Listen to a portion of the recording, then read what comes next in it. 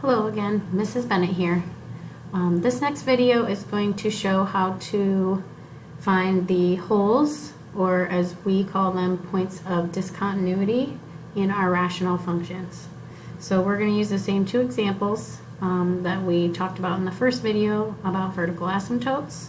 But this time when you look up at the factored version, the holes occur at the factors that were canceled.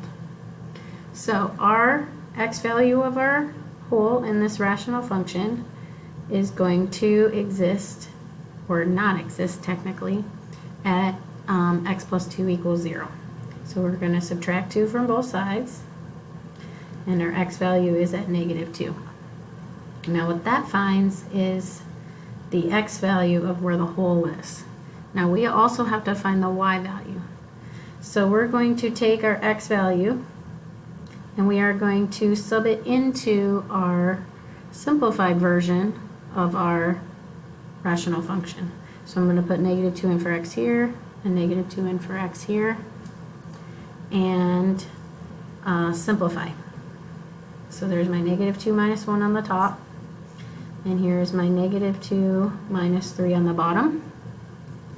This becomes negative 3 over negative 5, which simplifies to be 3/5.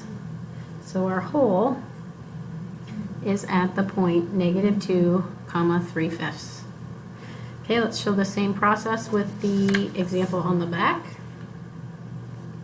We had one factor that canceled, and that was at x minus 3.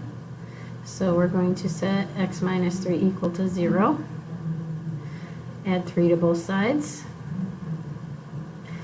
And x is equal to 3. Again, that's the x value of the hole. So we're now going to take our x equals 3, and we are going to substitute it into our simplified version of our function. So it'll be 1 times 3 plus 4 over 2 times 3 plus 3. A little mental math, this is 7. 3 plus 3 is 6. Times 2 is 12. So this hole is at 3, 7/12. And that is how you find holes of a function.